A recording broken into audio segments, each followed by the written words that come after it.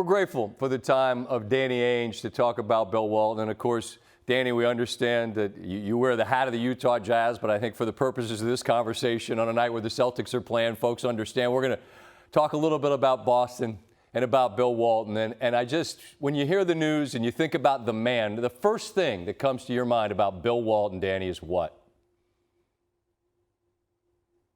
I mean, he was just such a unique, complicated character. He, as a player, as a teammate, as a person, as a broadcaster, I mean, he was just his own guy. And I don't know anybody even close to like him. But he always made us smile, made us laugh. He treated everybody like royalty. He had the highest of compliments for everybody he came in contact with. What's interesting, Danny, is that so many folks that are watching our show, I'm sure, that are in the younger demo, right? They didn't know the guy at UCLA or Portland or even Boston. So I just would ask, as a player, if you try to frame what he was, understanding how his body really betrayed him, but like even as busted up as he was by injury, what type of talent did Walton possess? Well, I mean, he was one of the best big men of all time. Bill Walton, I grew up in Eugene, Oregon, and so I was a big Pac-8 guy at the time, and UCLA was our favorite team to watch and come into town into Eugene. And so I idolized Kareem first, and then Walton came in after him, and I idolized him as a young player. And then I got a chance to meet him in 75 or 76, the summer at a Blazer basketball camp. And he always remembered that. Like in 1986, when he joined the Celtics, he had remembered that and remembered me as a player. But in 1977, I still think is one of the most incredible individual performances in NBA playoff history. What Walton did with that Portland Trailblazer team to win the championship, start out 0-2 and come back and win 4 straight games. He was so good. He's like a point center. He's calling out plays. He's not dribbling the ball up the court like Jokic is, right, but he's calling the plays as he's coming up. And he's, getting the ball in his hands, and he's making plays and making everybody around him better. I heard some story, Danny, about Walton telling you that the only thing worse than guards are backup guards. Is there any truth to that? Yeah, we were scrimmaging one day, and we had some battles, and Bill was the leader of our second unit. And Jerry Seasting happened to be, subbing in that day with the starters, but he was our backup guard. And he got really, he always got frustrated at me because he couldn't run down the court and change directions. Like, so if you got in his way, he'd be all frustrated, like, get out of my way, get out of my way. And so Seasting got in the way. The only thing I hate worse than guards is blankety blank backup guards. I can hear him saying it, right? I mean, there's a big giant picture, Danny, in our studio right now, this giant smile, and it's like every picture I feel like there's this smile, and I feel like that's reflective of who he is, but he's such a free spirit, and I'm just trying to imagine, there's a certain, and I think of the mystique of that team that you're a part of. I'm trying to figure out how does he fit in, because he's his own dude. Was that difficult for him to kind of, I don't want to say assimilate, but have it make sense? No, Bill was so smart, and he understood what a team was all about. And his first phone call is to Robert Parrish, and he says, Robert, are you okay with me coming to this team? I'm coming to be your backup. I want to be part of something special. And Robert was, of course, welcomed him with open arms, and they were great, great friends as teammates.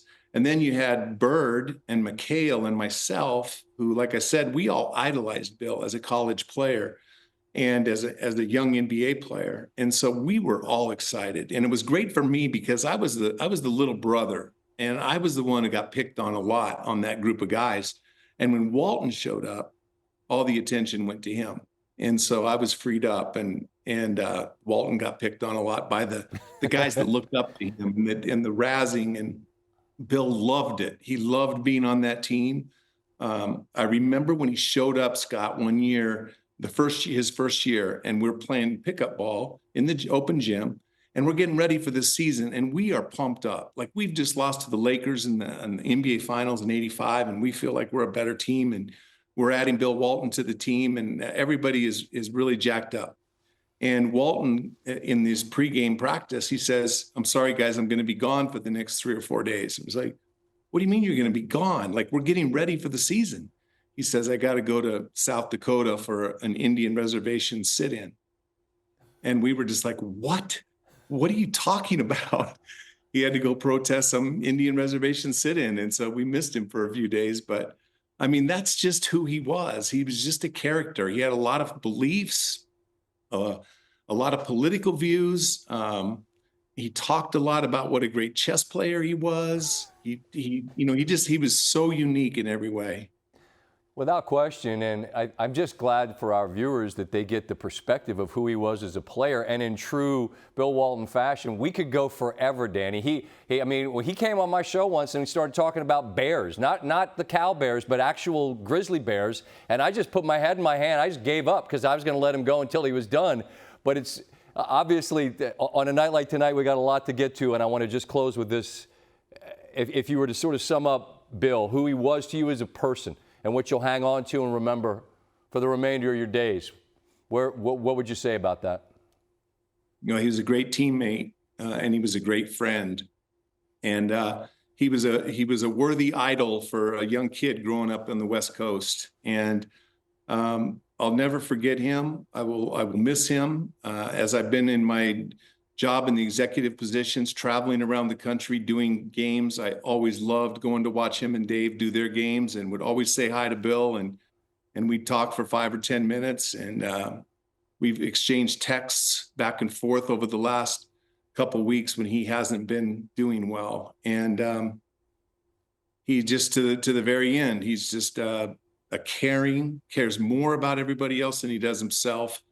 And yet he's one of the most charismatic people I've ever witnessed. But I used to stay up, Scott, on the East Coast for 10 o'clock Pac-12 games, not for the games being played, but to listen to Bill's broadcast, because knowing him so well, it just added so much to the flair that he had. And anyway, I'll always remember him.